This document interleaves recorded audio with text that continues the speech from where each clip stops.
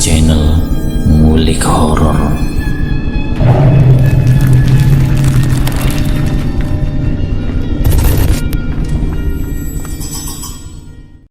Assalamualaikum warahmatullahi wabarakatuh. Jumpa kembali di channel Ngulik Horor.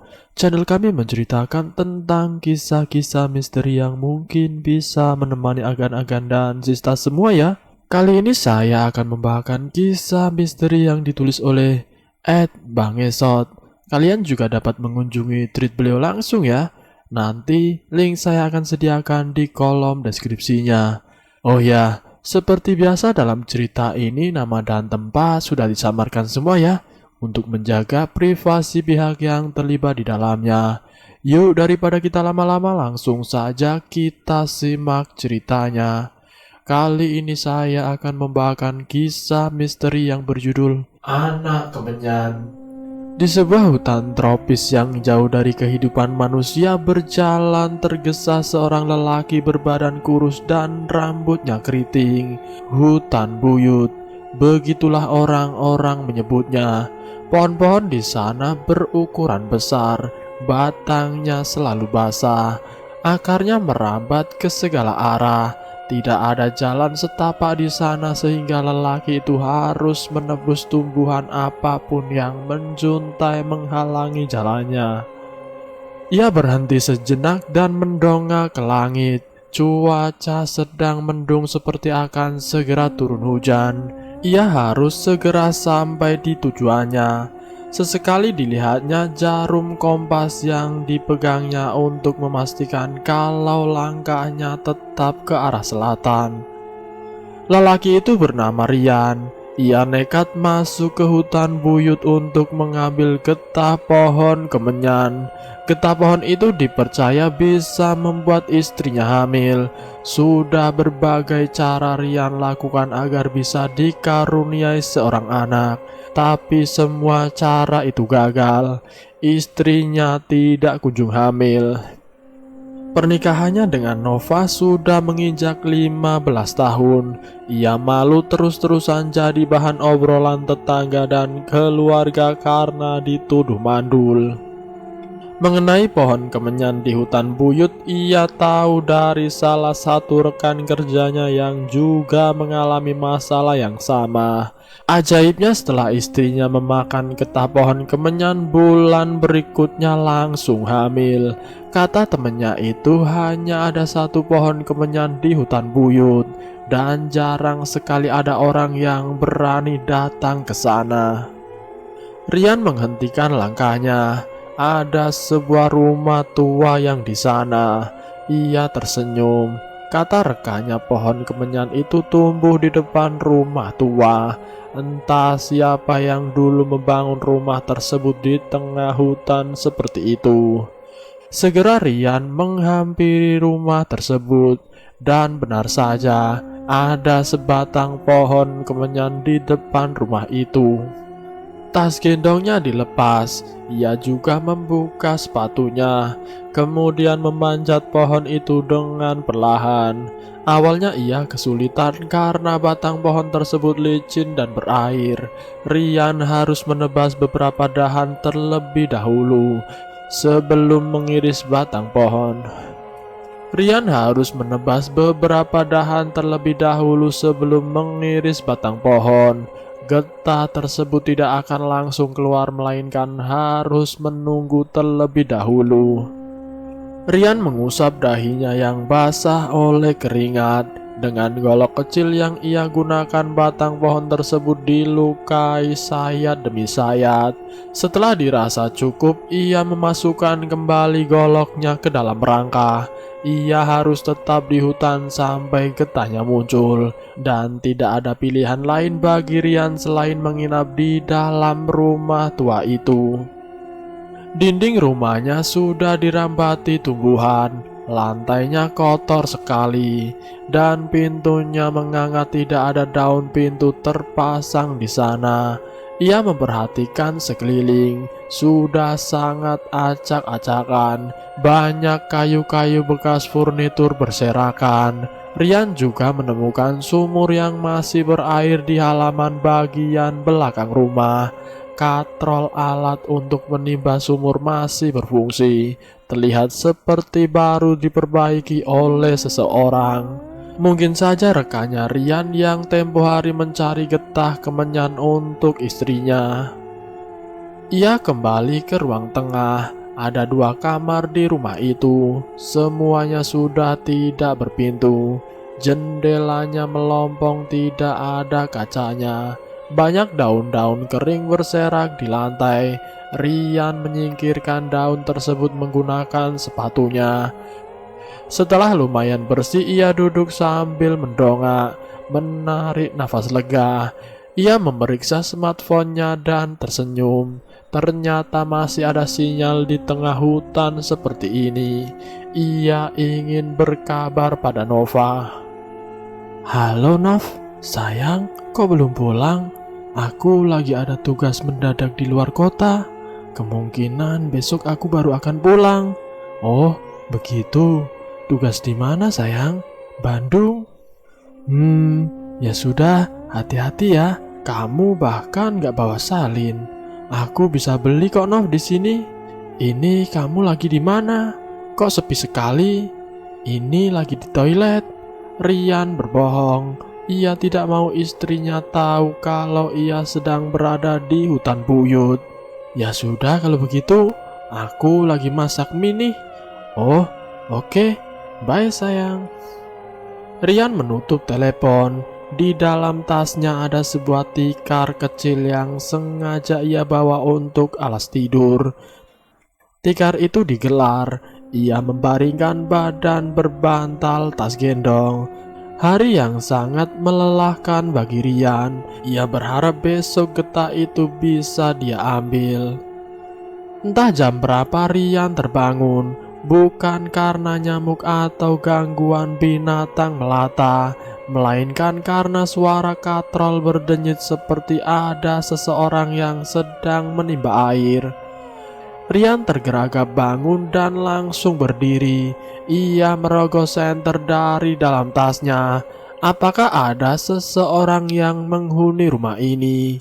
Tanya Rian dalam hati. Dengan penuh rasa penasaran, ia mendekati sumber suara tersebut. Rian kemudian terperanjat saat cahaya senternya menyinari tubuh seorang nenek yang sedang menimba air di sana. Sebisa mungkin ia berusaha untuk tidak panik. Mungkin saja nenek itu memang tinggal di hutan ini. Walau cahaya senternya menyinari tubuhnya, tapi nenek tersebut tidak memperdulikannya, malah terus menimba air. Suara deri katrol sangat nyaring membuat Rian ngilu mendengarnya. Nek, penasaran ia lantas mendekat perlahan. Maaf, saya numpang tidur di rumah ini, lanjut Rian. Nenek itu tetap sibuk menimba air. Nenek tinggal di dekat sini ya? Rian semakin dekat. Sekiranya 1 meter jarak Rian pada si nenek tersebut. Tiba-tiba saja menguar bau kemenyan menusuk hidung Rian. Ia memberhentikan langkahnya. Dahinya mengerut dan saat menoleh ke belakang dilihatnya banyak lelaki yang sedang duduk sila di ruang tengah. Anehnya wajah mereka semua menyerupai wajah Rian. Melihat kejadian aneh tersebut, Rian ketakutan. Ia langsung berlutut meminta ampun. Rian paham bahwa tidak ada jalan untuk lari, dan ia sudah memprediksi hal ini sebelumnya. Gangguan gaib pasti akan jadi tantangan untuk mendapatkan getah pohon kemenyan. Ampun Mbah, saya cuma mau getah pohon kemenyan. Maafkan saya kalau mengganggu. Rian menundukkan kepala, matanya terpejam dan keringatnya mengucur di wajah. Tidak lama setelah itu kepalanya pusing dan tubuhnya lemas seketika ia jatuh terkapar di lantai. Keesokan paginya ia tersadar. Buru-buru Rian memeriksa batang pohon kemenyan. Getah tersebut sudah muncul dan mengkristal. Ia mengoreknya dengan pisau kemudian memasukkan getah tersebut ke dalam tasnya. Setelah itu ia bergegas pergi. Ia ingin segera memberikan kemenyan tersebut pada istrinya. Sesampainya di rumah, ia langsung menggerus kemenyan tersebut kemudian melarutkannya ke dalam air hangat. Ia sangat yakin kalau kemenyan ini bisa membuat istrinya hamil. Rian tidak sabar ingin segera punya keturunan. Saat istrinya sedang menonton TV di kamar, ia lantas memberikan segelas air yang sudah dicampur bubuk kemenyan tersebut. "Air apa ini sayang?" "Ini air jampe, biar kita punya cepat keturunan. Kamu minum ya." Nova mengangguk kemudian menghabiskan air tersebut. Ajaibnya seminggu kemudian Nova langsung mual-mual dan setelah dicek dia benar-benar hamil. Rian langsung memeluk istrinya dengan penuh bahagia. Setelah ia menunggu selama bertahun-tahun, akhirnya Nova hamil juga. Ia mengabarkan kehamilan istrinya pada semua keluarga, kerabat dan rekan kerjanya. Semua ikut bahagia. Di bulan ke-8 kehamilan Nova, tiba-tiba saja perutnya mengempis. Jabang bayi yang ada di dalam perutnya hilang entah kemana. Ia menangis panik. Rian tak mengerti apa yang sedang terjadi. Ketika akan membawa istrinya untuk konsultasi ke dokter, Rian terkejut bukan main karena melihat ada sebatang pohon kemenyan yang tiba-tiba tumbuh di halaman rumahnya. "Sayang, itu pohon apa? Kok tiba-tiba ada di halaman rumah kita?" tanya Nova. "Kemenyan, Nov. Itu pohon kemenyan." Pohon itu terlihat sama persis seperti pohon yang ia jumpai di hutan buyut. Ada apa ini sebenarnya? Dokter tidak mengerti dengan apa yang dialami Nova. Kandungannya tiba-tiba raib seperti ada yang mengambil jabang bayi dalam perutnya. Setiap malam Nova menangis. Ia tidak bisa merelakan bayinya yang hilang. Rian sudah berusaha untuk menenangkannya, tapi benar-benar sedih dan kadang malah melamun sendiri di jendela kamarnya. Soal pohon kemenyan di depan rumah Rian, ia sudah mencoba untuk menebang pohon tersebut, tapi batang pohon itu sangat keras seperti batang besi yang tidak bisa dirobohkan. Berbagai cara sudah Rian lakukan untuk menebang pohon tersebut, tapi semuanya sia-sia. Rian yakin ini bukan pohon sembarangan. Seperti yang pernah ia saksikan malam itu, istrinya sudah tidur dengan pulas.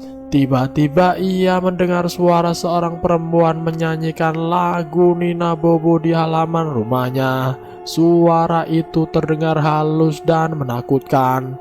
Rian heran kenapa malam-malam seperti ini ada orang yang nyanyi. Sengaja ia tidak menyalakan lampu rumah. Langkahnya sangat hati-hati mendekat ke jendela. Ia buka sedikit tirai jendela rumahnya agar bisa mengintip. Anehnya di sana ia tidak melihat siapapun. Batang pohon kemenyan itu masih tegak berdiri. Tidak ada orang di sana. Suara perempuan itu pun berhenti. Rian menghembuskan nafas lega. Tapi lagi-lagi saat ia hendak kembali ke tempat tidur, perempuan itu kembali bernyanyi. Rian tidak mau membangunkan Nova, ia khawatir istrinya ketakutan. Dengan memberanikan diri, Rian keluar dari rumahnya. Ia menoleh ke sekeliling, tetap tidak ada siapa-siapa di sana. Tapi tunggu dulu, kedua mata Rian menangkap sesuatu yang aneh di bawah pohon kemenyan. Ia berjalan mendekati pohon, dan tepat di bawah batangnya ada helaian rambut panjang seukuran 1 meter terserak berantakan. Dahi Rian berkerut. Rambut siapa itu? Gumamnya dalam hati. Kemudian ada seseorang meludahi kepalanya dari atas pohon. Rian sontak saja mendongak, dan di sana ia melihat sosok kuntilanak sedang duduk di dahan pohon sambil menggendong bayi. Rian berteriak ketakutan lalu masuk ke dalam rumahnya. Nova terbangun mendengar teriakan Rian. "Ada apa sayang?" tanya Nova seketika saja panik. Rian menelan ludahnya sendiri. Nafasnya terengah-engah, dahinya berkeringat sebisa mungkin ia tetap tenang. Gak ada apa-apa, Nov. Nova penasaran. Ia membuka tirai jendela dan dilihatnya seorang wanita berdiri di depan pohon kemenyan sambil memandangi ke arah Nova. Itu jelas kuntilanak. Wajahnya tersenyum, ia menggendong seorang bayi. "Sayang, itu kuntilanak." Iya Nov, udah ayo masuk ke kamar. Biarkan saja, jangan kita ganggu. Tangan Rian bergetar menuntun istrinya masuk ke dalam kamar. Tidak lama setelah kejadian itu, Rian dan Nova mendengar suara tangisan bayi di halaman rumahnya. Itu terjadi di siang bolong. Suaranya bersumber dari pohon kemenyan. Warga berkerumun di halaman rumah Rian untuk mendengar tangisan itu. Bergantian mereka menempelkan telinga ke pohon kemenyan. "Jadi bagaimana ini Pak Rian?" "Iya Pak, jelas ada bayi di dalam batang pohon ini. Tebang sajalah Pak." Warga berebut mengajukan saran. "Kita kan sudah coba tebang, tapi pohon ini tidak bisa ditebang bapak-bapak," kata Rian. Seorang lelaki muncul di tengah kerumunan warga. Ia tiba-tiba menebaskan golok ke batang pohon kemenyan. "Wah, sekarang bisa nih Pak," kata lelaki itu. Rian mengerutkan dahi, ia memperhatikan batang pohon yang baru saja ditebas. "Ya sudah, kita tebang saja," timpal Rian. "Tapi hati-hati, takutnya di dalam benar-benar ada bayi," tambah Rian. Mereka kemudian menebang pohon tersebut. Semakin terkupas permukaan batangnya, semakin terlihat kulit seorang bayi di sana. Ternyata ada ruang di dalam batang pohon itu. Sebuah tangan bayi terlihat bergerak-gerak. Pohon berhasil ditebang tanpa melukai bayi di dalamnya. Jelas itu bayi perempuan. Di perutnya masih ada tali ari-ari yang menempel. Semua orang kebingungan kenapa bisa ada bayi di dalam pohon batang kemenyan itu. Rian tiba-tiba ingat sesuatu. Ia langsung menyerahkan bayi itu pada Nova dan bergegas masuk ke dalam rumah.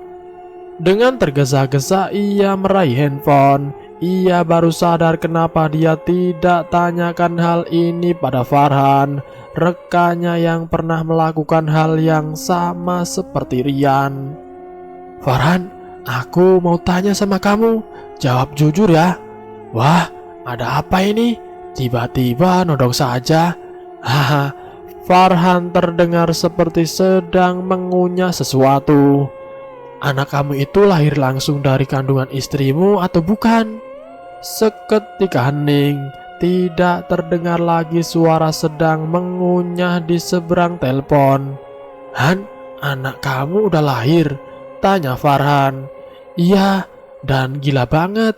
Lahirnya dari pohon kemenyan." "Sama Han, anakku juga kayak gitu.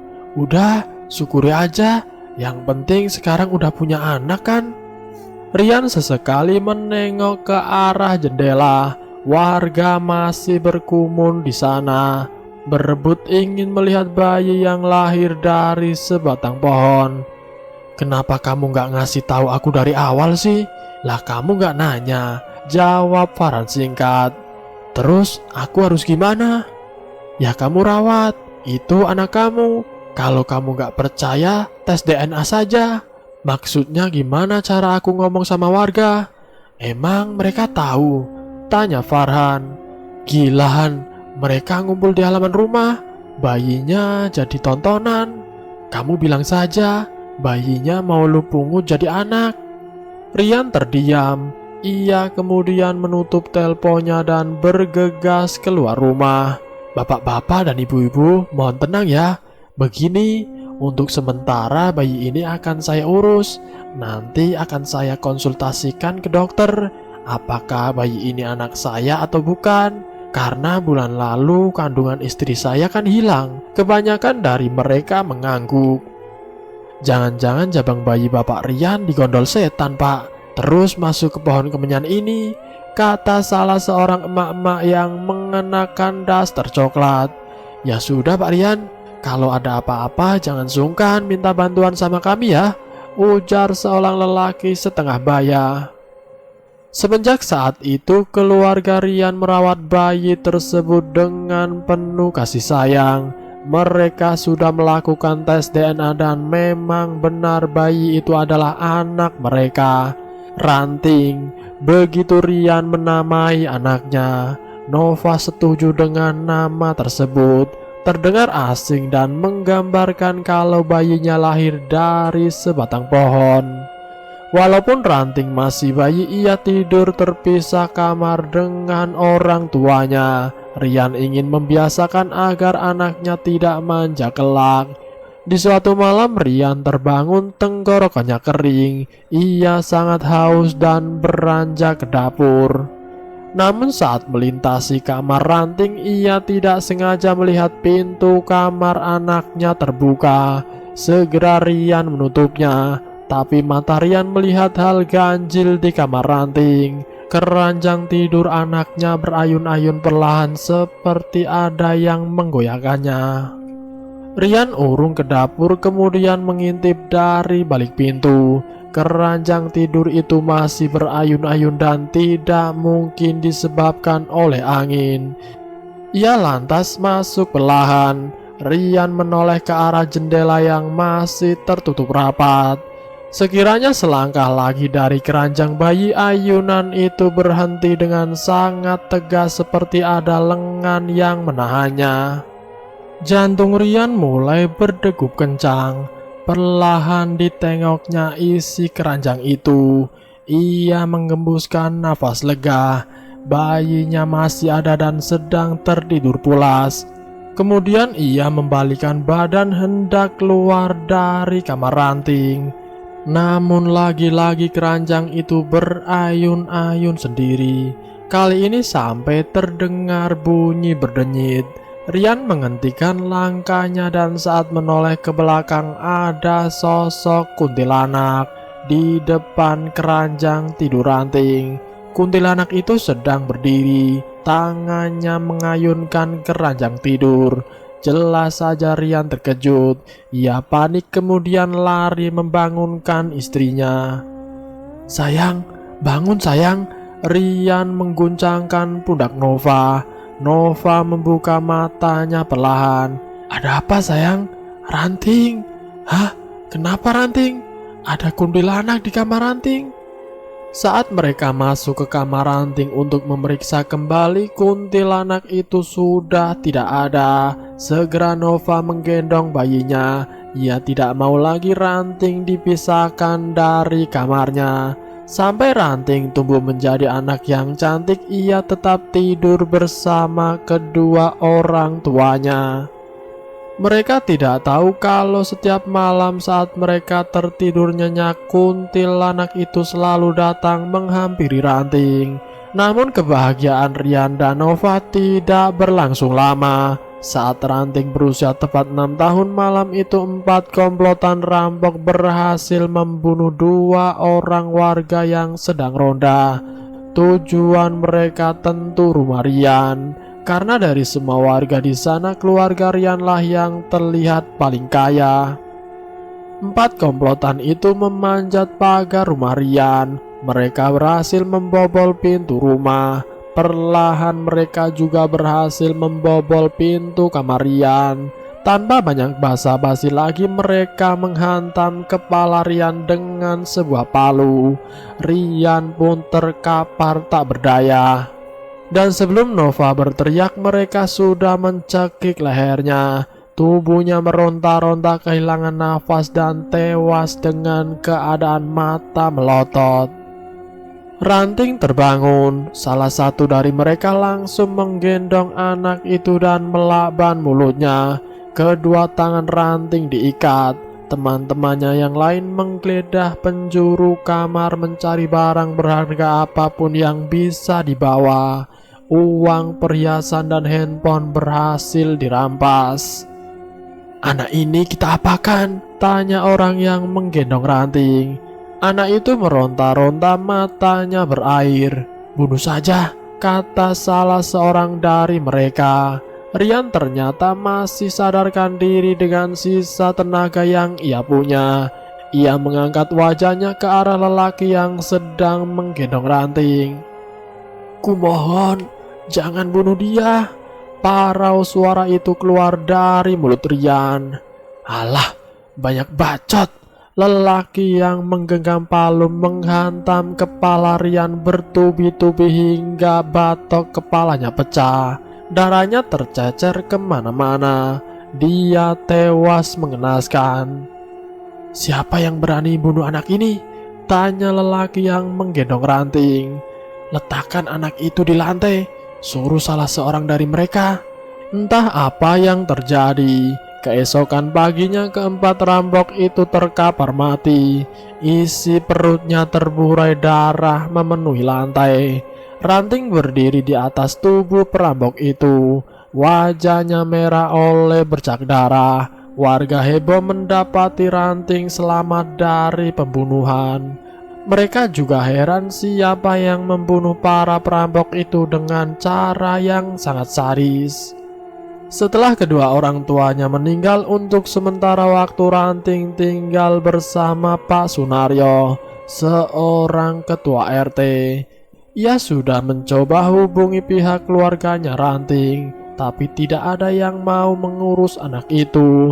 Mereka malah memperebutkan harta Rian yang padahal seharusnya jadi hak Ranting. Rumah orang tua Ranting dijual tanpa sepengetahuan Pak Sunaryo.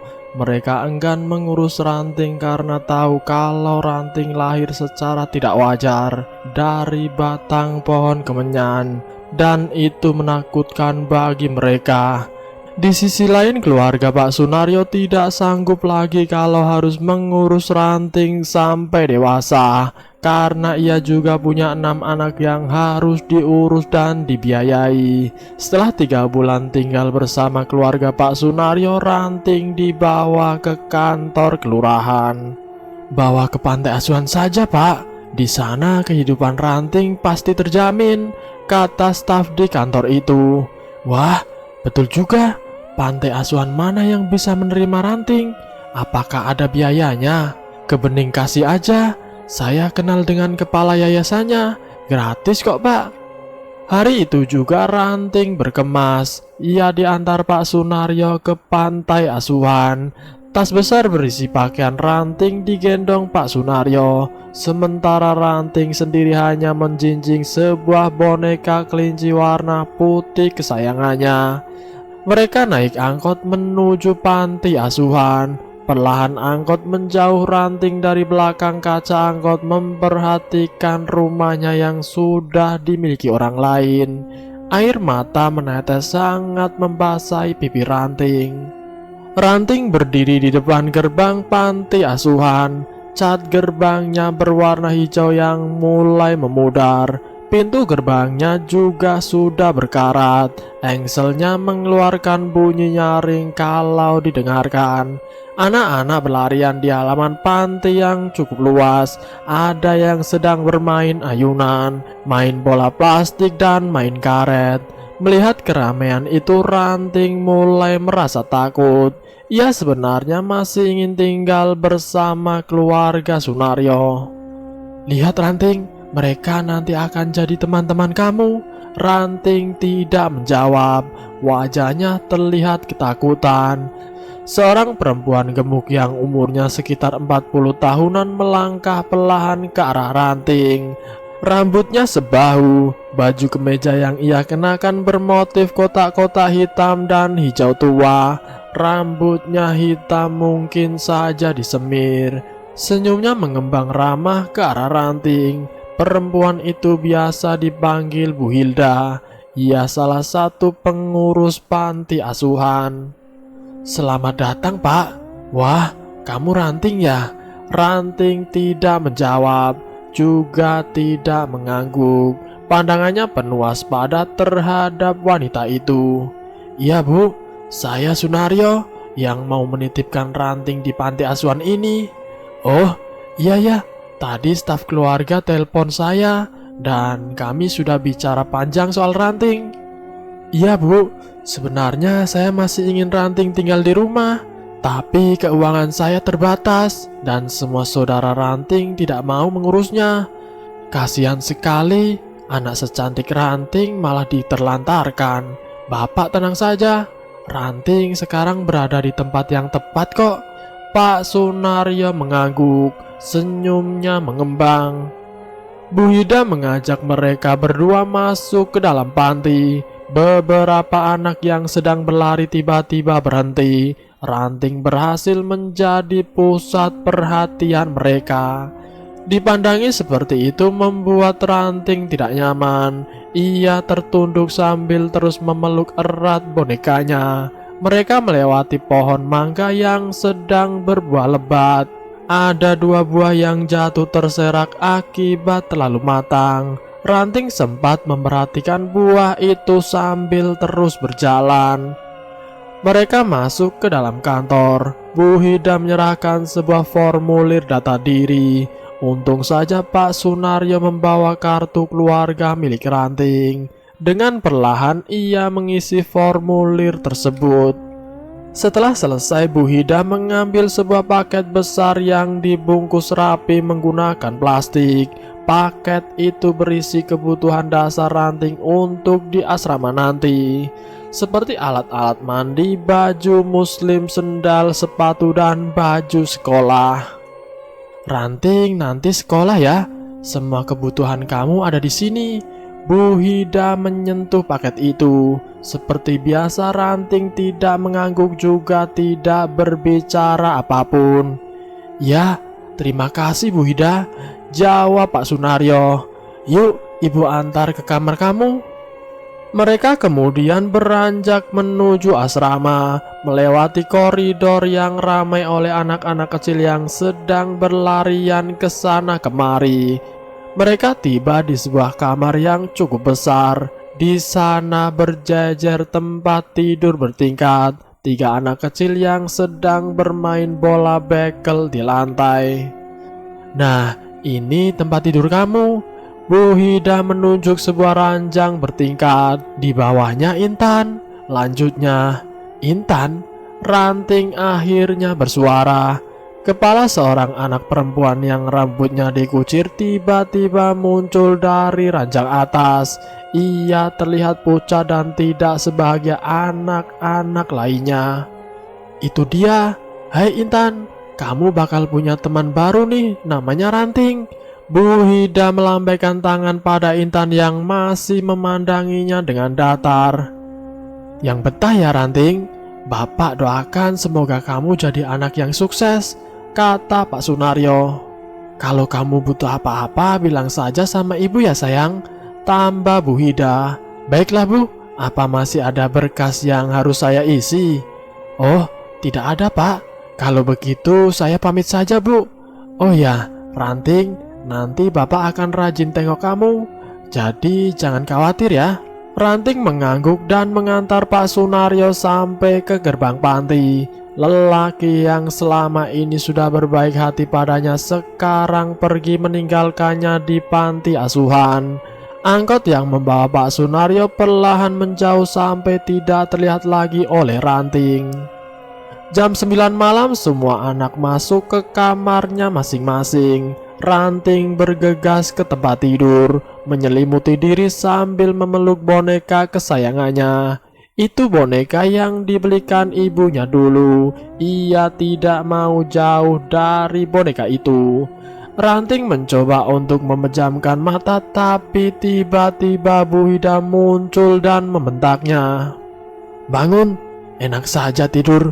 Dia membawa seorang anak perempuan yang mengenakan gaun merah. "Ini tempat tidurnya Bunga. Kamu turun dulu." Bunga adalah anak yang baru saja masuk ke panti. Penanggungnya memberikan uang pada Bu Hida, tak seperti Pak Sunaryo yang hanya modal isi formulir.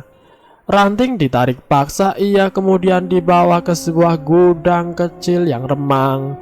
Di sana hanya ada kasur lantai yang sudah apek dan bantal bau tengik. Ia sudah sangat lelah, lalu memaksakan diri untuk tidur.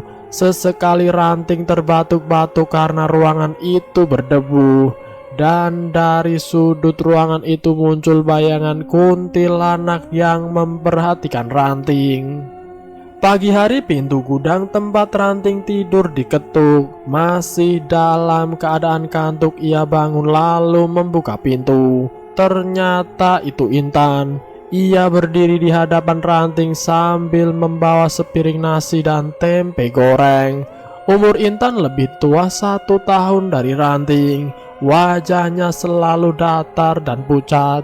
Ia menyodorkan piring tersebut ke Ranting yang masih mengucek matanya. "Sarapan," kata Intan. Ranting tidak langsung mengambil piring itu.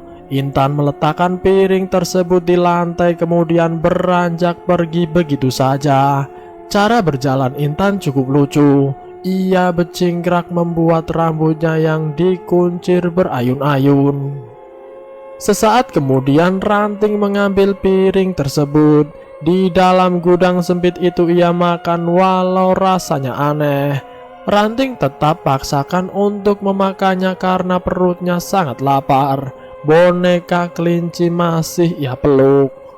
Belum sempat ia menghabiskan makanannya, tiba-tiba terdengar suara Bu Hida memanggil dengan nada tinggi.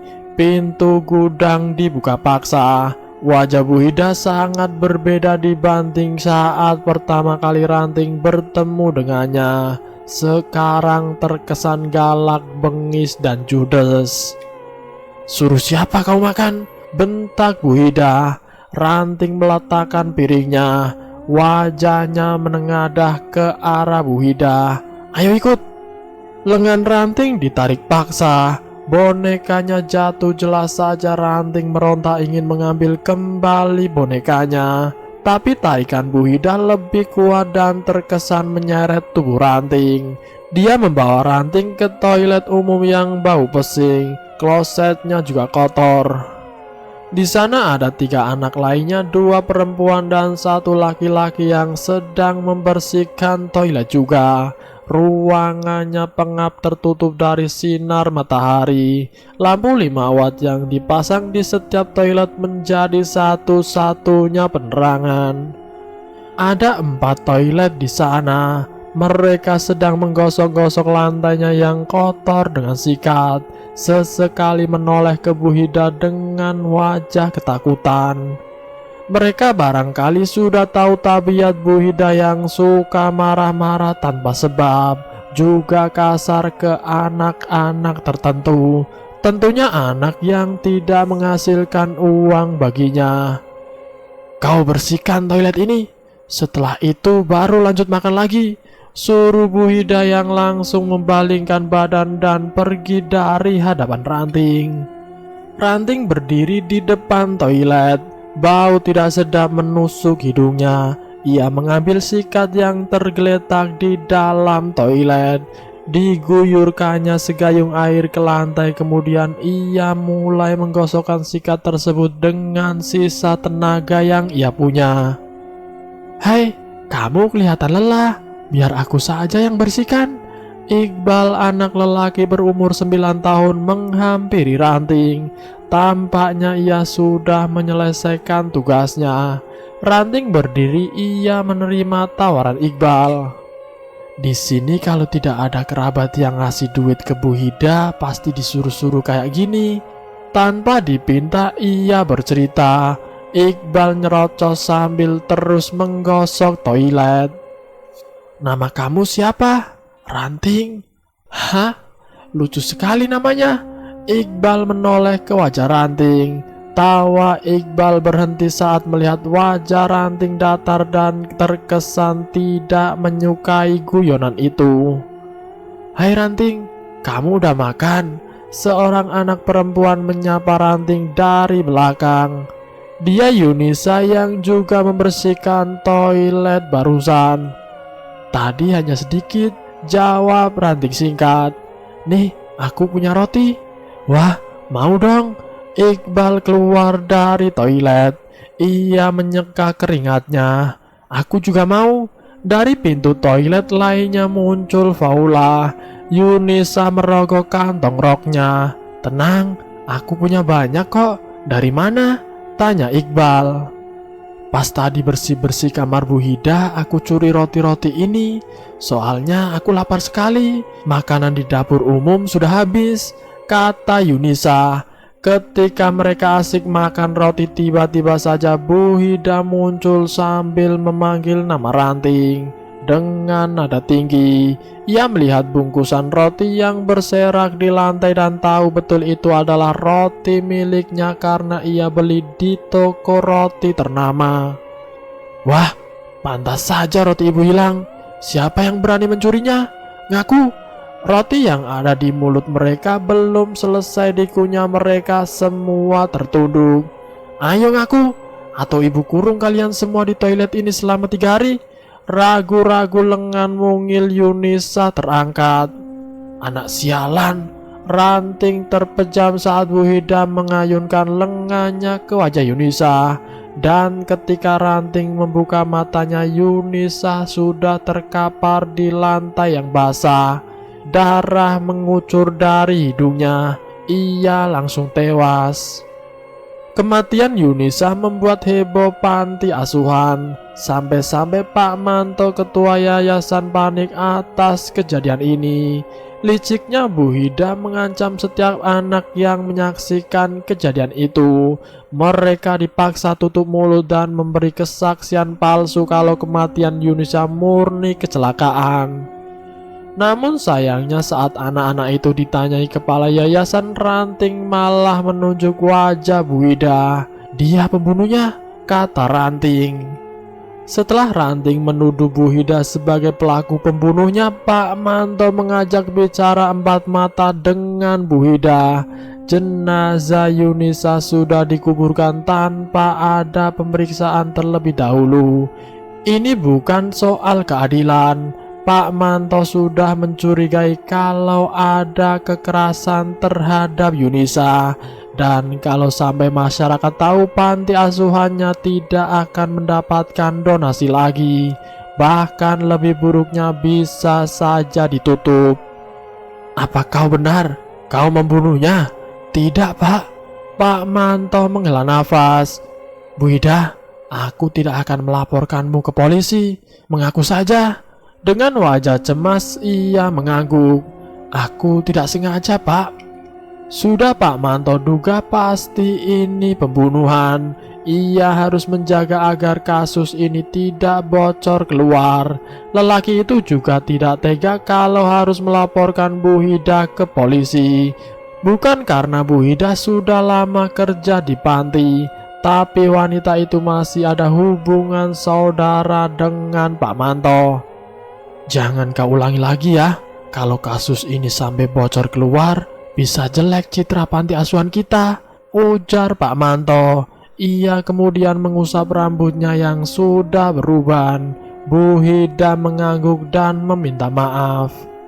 Wanita itu tidak dilaporkan ke polisi dan ia sekarang menaruh dendam pada Ranting. Malam itu juga ia mendatangi gudang sempit tempat Ranting tidur. Ranting diseret paksa masuk ke toilet yang pengap dan bau.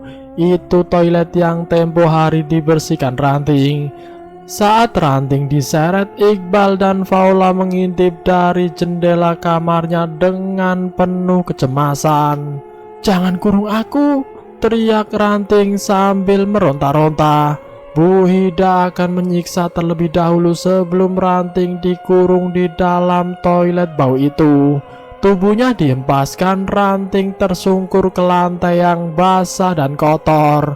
Lengannya kemudian ditarik paksa. Rambutnya dijenggut dan kepalanya dimasukkan ke dalam ember berisi air.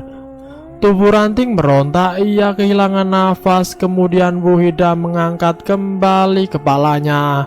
Wajah Ranting sudah pucat, ia batuk-batuk. Dasar anak setan! Wanita itu memasukkan kembali kepala Ranting ke dalam ember. Dan tiba-tiba kedua tangan Bu Hida lemas. Matanya melotot, suaranya tertahan di tenggorokan. Sebuah pisau yang panjangnya sejengkal orang dewasa tertancap di leher Bu Hida. Darah menetes perlahan, ia kemudian ambruk. Ranting terkejut saat melihat Intan berdiri di hadapannya sambil tersenyum. "Kamu udah makan?" tanya Intan. Ranting masih mengatur nafasnya yang sempat sesak. Matanya sembab dan hidungnya merah. Kedua kaki Ranting basah oleh darah yang semakin lama semakin banyak mengalir dari leher Bu Hida. Belum, jawab Ranting sambil mengusap wajahnya. Tubuhnya bergetar ketakutan melihat mayat Bu Hida yang terkapar mengenaskan. Intan kemudian membantu Ranting untuk berdiri. Ia juga mengguyurkan air ke kedua kaki Ranting yang berlumuran darah. Sesekali Ranting menoleh ke mayat Bu Hida. Ia tidak menyangka kalau Intan benar-benar membunuh wanita itu. "Kamu jangan khawatir, Bu Hida tidak pantas hidup. Dia akan tenang di neraka," kata Intan. Ia sadar kalau Ranting sedang ketakutan. Setelah kaki Ranting bersih, Intan menuntun lengannya dan mereka berdua keluar dari toilet itu. Intan ikut masuk ke gudang Ranting. Di sana mereka berdua duduk di atas kasur butut sambil memakan roti yang Intan curi dari kamar Bu Hida. Tiba-tiba mata Intan menangkap sesuatu yang menarik. Itu boneka kesayangan Ranting. "Bonekanya bagus." "Iya, dibelikan bapakku." Intan mengangguk, mulutnya sibuk mengunyah. "Kamu tahu, kamu itu adikku." Ranting mengerutkan dahinya. "Gak mungkin aku punya kakak. Aku ini anak satu-satunya. Maksudku dari ibu gaib kita," lanjut Intan. Ranting semakin tidak mengerti apa yang sedang dibicarakan Intan. "Aku juga lahir dari pohon kemenyan," kata Intan sambil menatap wajah Ranting yang kebingungan. "Tadi aku disuruh ibu kita untuk membunuh Bu Hida." Sesaat kemudian terdengar suara gaduh di atas plafon disambut tawa cekikikan seorang wanita. "Nah, itu ibu, dia datang." Ranting mendongak dan terkejut bukan main dengan apa yang dilihatnya. "Jangan takut, itu ibu yang selalu menjaga kita," bisik Intan. Sosok kuntilanak muncul. Rambutnya tergerai hingga menyentuh lantai. Ranting ketakutan, ia memegangi lengan Intan. Anak itu kemudian berdiri melepas genggaman Ranting. Ia menghampiri sosok kuntilanak itu lalu memeluknya. Sedangkan Ranting membringsut ke pojokan sambil memeluk boneka. Sosok itu sangat menakutkan baginya. Dari luar terdengar teriakan seseorang. Pasti sudah ada yang menemukan mayat Bu Hida. Ranting beranjak dari gudang itu untuk melihatnya. Ada kerumunan orang di pintu masuk toilet. Mayat Bu Hida digotong. Di sana tampak Pak Manto sedang sibuk menelpon. Mungkin dia sedang menelpon polisi. Sesaat kemudian Intan menyentuh pundak Ranting, membuat Ranting terkejut. "Aku akan mengaku," kata Intan. "Jangan," timpal Ranting. Intan malah berjalan ke tengah kerumunan. Ia menarik lengan Pak Manto dan membisikkannya kalau dialah pelaku pembunuhan itu. Mendengar pernyataan Intan, Pak Manto jelas terkejut. Ia langsung membawa Intan ke dalam kantor untuk ditanyai kronologi kejadiannya. Semua Intan ceritakan dengan jujur dan tidak ada yang dikarang. Ranting juga dipanggil ke kantor. Ia mengaku kalau sudah disiksa oleh Bu Hida karena telah menuduhnya sebagai pembunuh. Intan dibawa ke rumah sakit jiwa. Ia diduga punya kelainan jiwa hingga nekat membunuh Bu Hida. Tapi penderitaan panti asuhan itu belum usai. Di sana bukan saja Bu Hida yang kejam kepada anak-anak. Beberapa pengasuh juga berperilaku kasar dan bahkan tidak jarang memukul anak-anak. Salah satunya Pak Dery. Dia pengasuh gedung panti Blok A. Ada 10 kamar di sana yang menjadi tanggung jawabnya. Ranting sering melihat Pak Dery memukul anak-anak. Hal itu membuatnya sangat marah pada Pak Dery. Maka saat Pak Dery sedang tidur siang di kamarnya, Ranting mengendap-endap masuk. Di tangannya ada sebuah obeng yang ia curi dari gudang.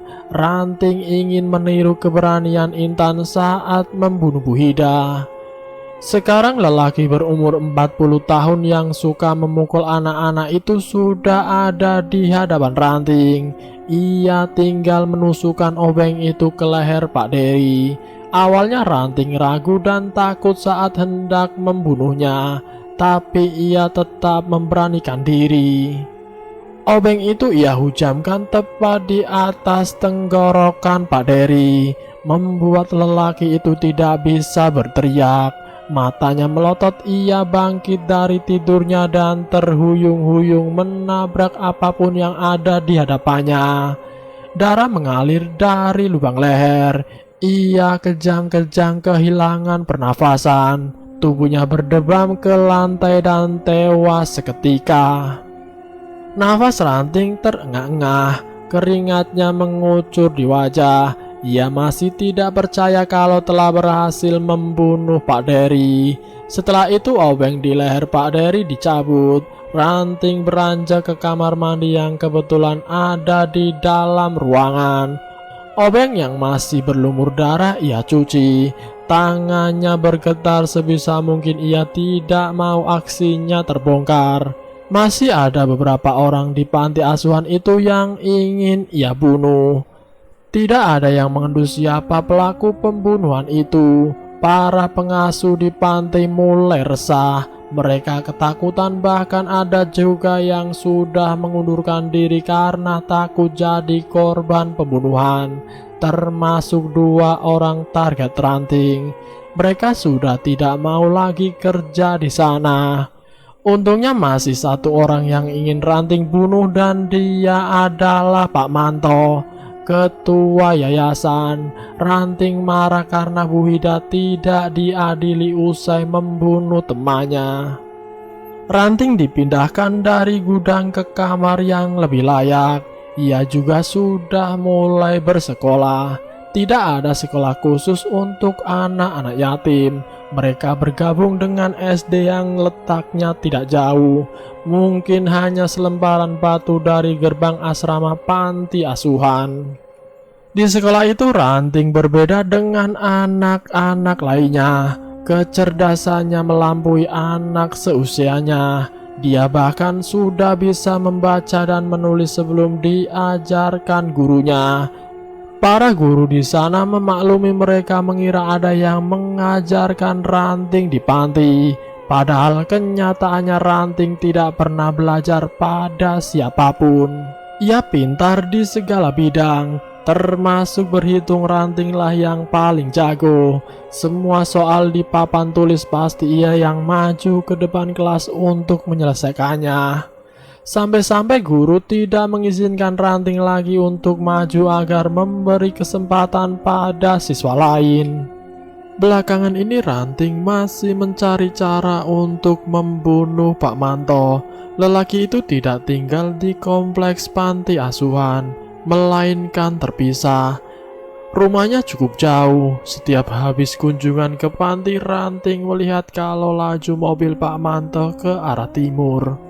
Tidak kuat rasanya, Ranting ingin sekali menghabisi lelaki itu. Ranting, Ranting, budilah membuyarkan lamunan Ranting. Ini masih jam pelajaran, tapi pikiran Ranting merayap kemana-mana. Coba kamu kerjakan soal di papan tulis, pinta Budila, guru matematika. Ia sudah beberapa kali meminta murid lain mengerjakan soal, tapi semuanya salah. Sengaja Ranting diminta mengerjakan sebab Budila melihat anak itu selalu melamun dari pagi.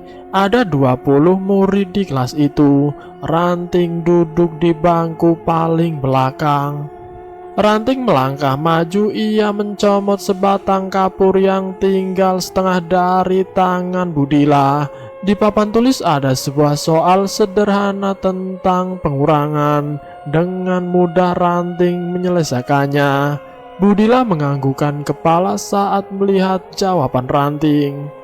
"Yah, bagus. Tepuk tangan buat Ranting dong," kata Budila sambil tersenyum. Ranting diminta kembali ke tempat duduknya. Namun tiba-tiba ia mendengar suara menggema di kepalanya. "Ranting, itu suara seorang wanita." Tidak lama berselang perutnya mual, seperti ada sesuatu yang memaksa untuk keluar. Ia menutup mulutnya dengan telapak tangan kanan. Ia lalu lari keluar kelas menuju toilet sekolah. "Ranting, kamu kenapa nak?" tanya Budila sesaat sebelum Ranting pergi. Ia mengunci pintu toilet, wajahnya merah dan berkeringat. Perutnya terasa sangat mual, tapi belum ada apapun yang keluar dari perutnya.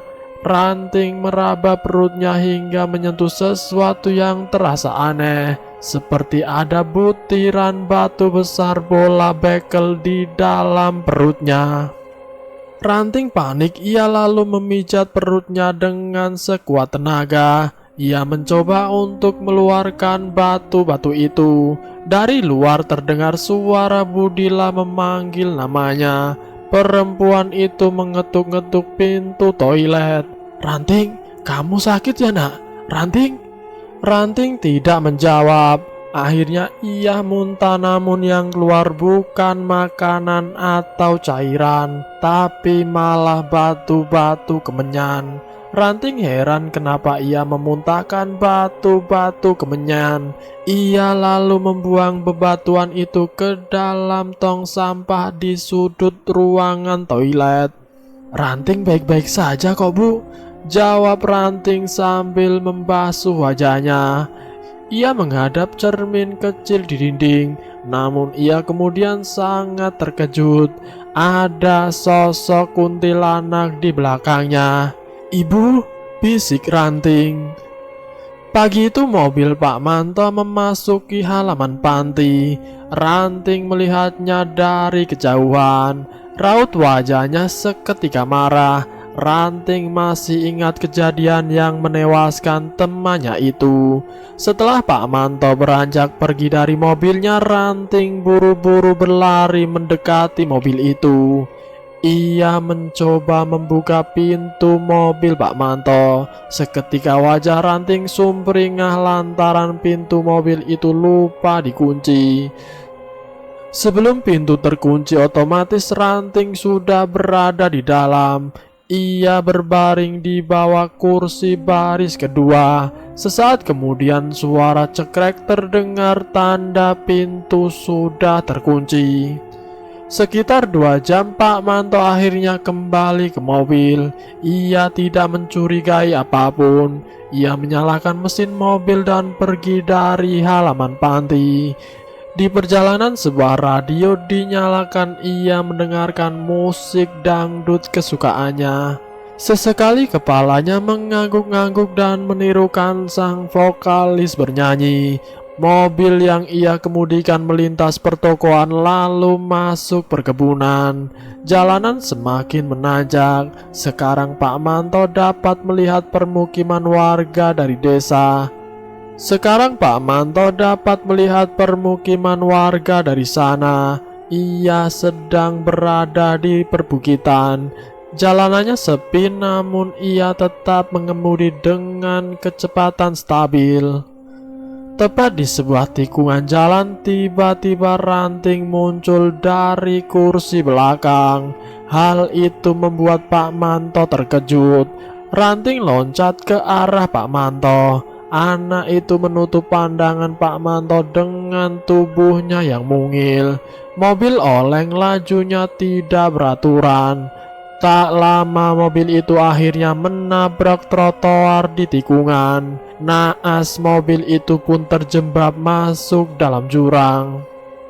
Bukit itu sangat tinggi, butuh waktu beberapa detik agar mobil menyentuh permukaan jurang yang penuh bebatuan.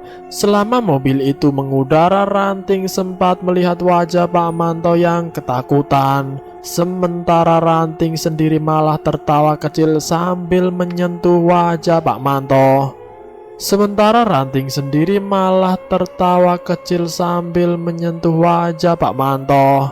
Mati, bisik Ranting. Mobil terjun menghantam bebatuan dan meledak begitu saja. Api menyembur ke langit, asap membumbung. Mobil itu hangus terbakar. Mendengar suara ledakan, warga di sekitar bukit langsung menyemut di lokasi kejadian. Kecelakaan itu malah jadi tontonan menarik. Kemudian dari dalam kobaran api itu Ranting keluar. Bajunya compang-camping, sebagian hangus terbakar. Wajahnya hitam kena kepulan asap. Dia keluar sambil tersenyum puas. "Lihat, dia masih hidup. Ajaib." Warga heran melihat kejadian itu. 1 bulan kemudian, dia anak yang paling pintar di sini. Seorang perempuan pengasuh panti menyentuh pundak Ranting. "Hai, nama kamu siapa?" tanya seorang wanita berpakaian seperti sosialita. Rambut wanita itu sebau. Jari manis sebelah kanannya mengenakan cincin berlian. Dari perawakannya jelas kalau wanita itu keturunan Tionghoa. Ranting senyumannya mengembang. Wanita itu mengelus rambut Ranting. "Wah, bonekanya bagus ya." "Iya, ini pemberian orang tuaku dulu." Perlahan dan ragu-ragu Ranting menyentuh wajah wanita itu. "Kau mirip ibuku." Lanjutnya, wanita itu menghela nafas. Ia lalu mengajak suaminya dan pengasuh panti untuk diskusi. "Aku mau adopsi Ranting, Pak." Suami wanita itu tersenyum. Begitupun pengurus panti. Jauh dari panti asuhan Bening Kasih, Intan menjadi masalah di rumah sakit jiwa. Ia kerap mencelakai orang-orang yang tidak disukainya. Bahkan tanpa ada orang yang tahu, suster yang merawatnya dengan penuh kebencian telah Intan bunuh. Intan telah meracuninya menggunakan pembersih kloset. Dengan pintar ia merekayasa seolah-olah itu adalah bunuh diri. Intan dan Ranting sama-sama terlahir dari batang pohon kemenyan, dan mereka punya ibu gaib, yaitu kuntilanak. Mereka selalu diawasi dan dilindungi kemanapun mereka pergi. Lalu kalau kalian bertemu dengan mereka berdua, apa yang kalian lakukan? Dan selesai. Itulah sedikit cerita tentang anak kemenyan. Semoga video kali ini bisa menjadi pengetahuan buat kita semua. Ambil sisi positifnya dan buang jauh-jauh sisi negatifnya. Semoga kita semua selalu dalam lindungannya. Terima kasih sudah mampir di channel kami. Jika kalian tertarik dengan video kami, silahkan tekan tombol like, share, dan komen. Tekan subscribe untuk mengikuti video kami selanjutnya. Wassalamualaikum warahmatullahi wabarakatuh.